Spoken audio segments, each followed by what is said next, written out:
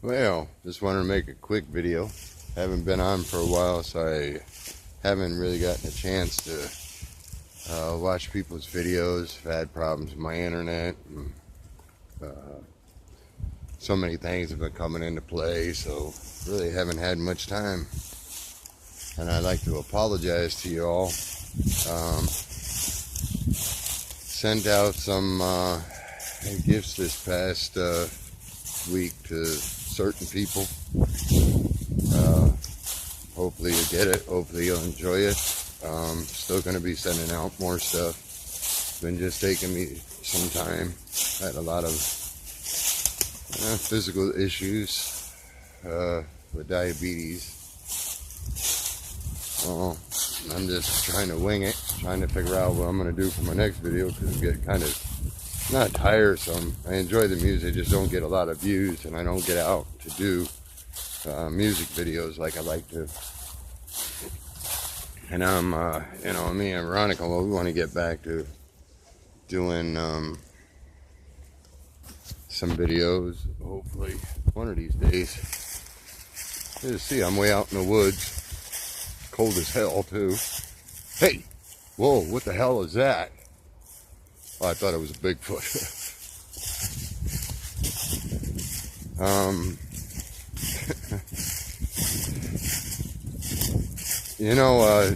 There's this new thing I like to do on YouTube, and it's tell these weird stories. They're true, but they're funny. I always make fun of it because it happened to me. So if it happened to somebody else, it's not a... on my way coming in here, for real, I slipped. I'm glad nobody was watching, man. I want to tell this story. It's a true story, but it's funny, okay? You open up, your mind and just let it go. This is a true story. I was a kid. When I was a kid, I really was. I was locked up, in a cage, in a room. So we had this dog. Her name was Bo. This is a true story now. And, if I was given like a slice of bread and shit, right? And I'd be given her a slice of bread. The dog was courteous, thoughtful, and everything like that. And I think it's kind of funny. I know a lot of people ain't gonna think it's funny, but it's really true shit. And the dog would take my bread and then push her food dish, which would had dog food in it, over to me like she was doing something real special, but she was enjoying that slice of bread. Now, to me, I find it very fucked up. I mean, here's a dog. It's like, here, enjoy my chow, but I want the white bread. She was probably trying to protect me from carbohydrates, because carbohydrates, if you have too much carbohydrates, it hurts you as you get older. So I stayed thin for a very long time, because bread is supposed to put, I'll never forget, it was some bean, white bread. And if you can joke about shit like that, even though some people say, well, that's pretty fucking sick, you find it funny. Well, it is pretty fucking funny, because it happened to me. I'm not making fun of somebody else. I'm looking at the brighter side of life. A lot of bad things have happened to me.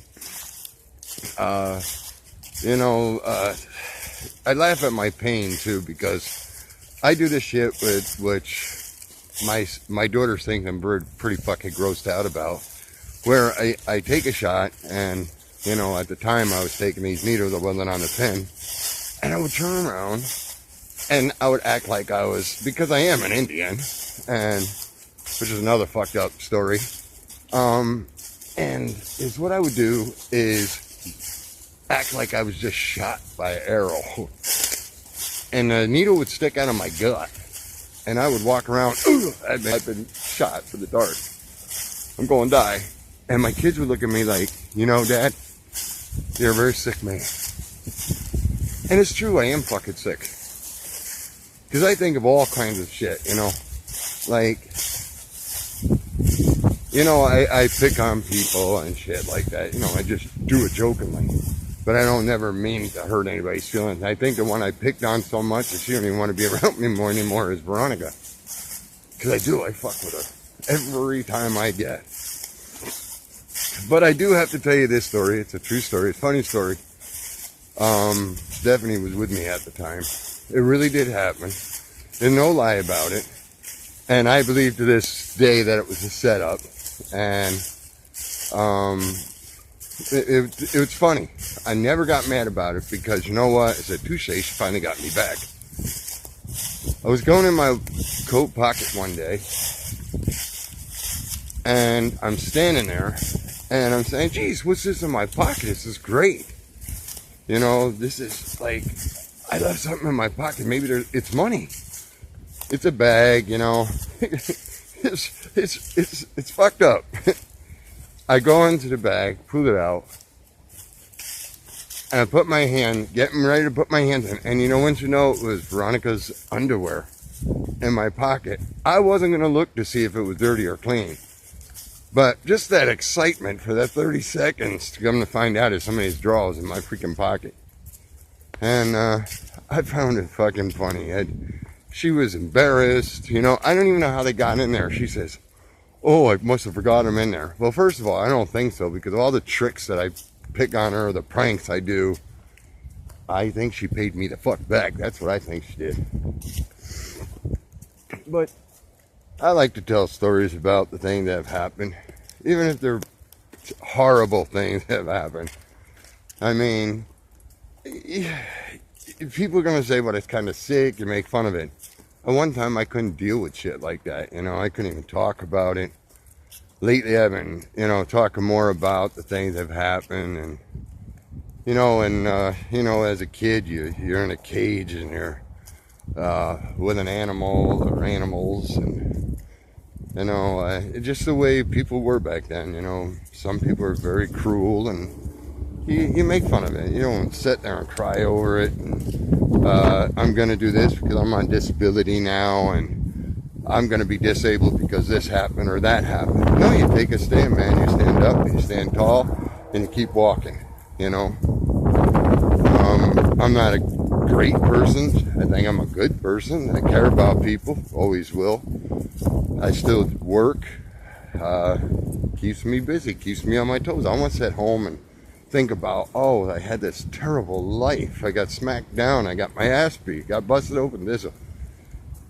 You do that, it's a waste of life.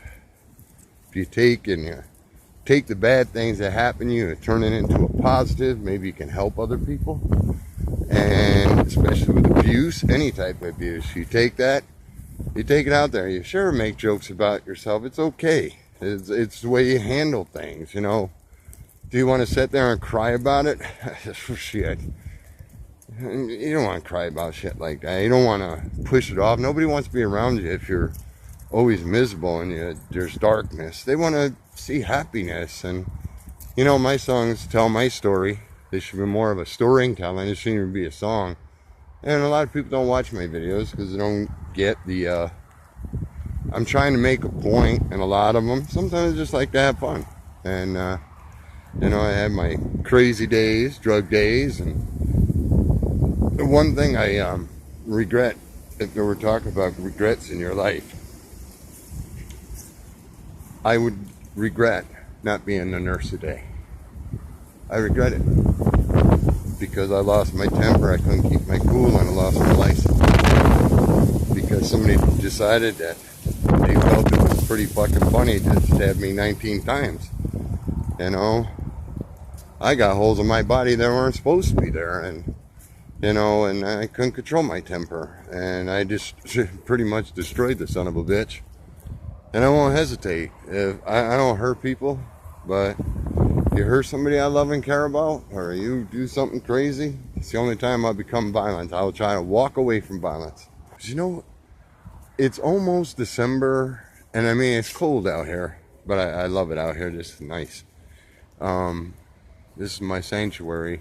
This is where I kind of just sneak off to and just try to have a good time. Now I'm gonna edit some of this out because if somebody sees it, sees certain things I talk about, they could, you know, get pissed off. I don't want to piss nobody off because I ain't like that, and I'm not a violent person, you know. In my younger days, I think I was a bad boy, and you know, hanging out with with biker people and mobsters and shit like that. Nah.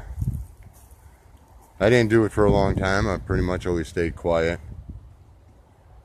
And after me and my wife broke up, I was like fucked up. Both of my wives. My first wife, I love her to death. But I will tell you this. I'll tell you something about my second wife. I don't give a fuck if she sees the video or not, because she never watches them. My second wife put me through hell. I'm talking fucking through hell. I get no respect. This is really fucked up, because I raised her kids, right? And I get no respect from them. I give my one daughter $200 because she wants to be a realtor. The other one wants to be a police officer. I give them money. I help them out as much as I can. I don't get fucking thank you. Now my other daughter, my biological daughter, my Christine Angela, my baby girl, my love of my life, calls me up, no exaggeration, called me at least within a couple of days' time, calls me up, says, thank you so much, Dad, for the PS4. Thank you so much. It means so much that you took the time to do this. And it was other people that helped me. But just in knowing that touched me.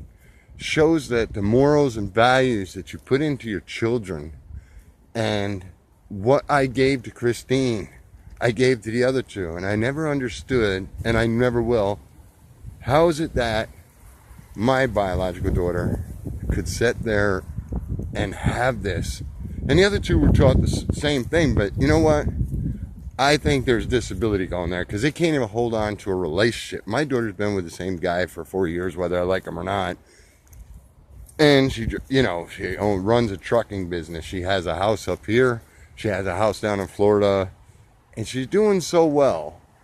And she was the one that everybody downgraded and said terrible things about, and here she's standing on top, you know? And she's got morals, and she's got values. People forget about morals and values. In a relationship, man don't even touch a woman. And I'm not trying to be funny, but a man don't hold and press a woman like he should, or a woman don't do it to her man. You know, there's so much shit like that going on, right?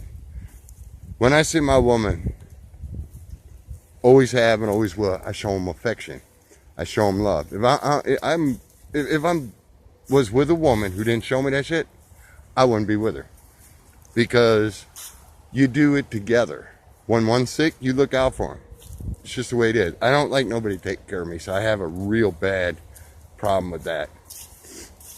I am like, I got to take care of people. In a relationship, you go up and you give your woman a hug and just say, I love you. I think that's awesome. Or you sit there and text, or you talk on the phone and say, did I tell you today that I love you and I miss you? Because at any given time, your life could be changed. You could go, or they could go. So if you're married, or you got somebody that really loves you, tell them every day, I love you. Because it could be your last time. I know a lot of people say, well, I already know that. I don't give a fuck if you know it. I'm telling you again.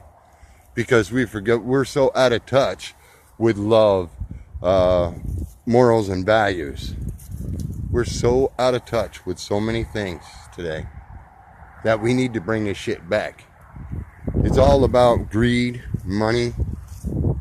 People just forgot about each other. You know, you help your brother, you help your sister. You're there. That's just the way it is. A lot of people don't agree with me, and that's all good.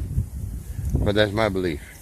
So until next time, you gotta listen to my mouth. I'll edit this so you don't have to see the whole damn thing, and maybe cut it up for another day. And maybe soon we'll get somebody to do videos with me, and hopefully I could stay up on top of this. God bless.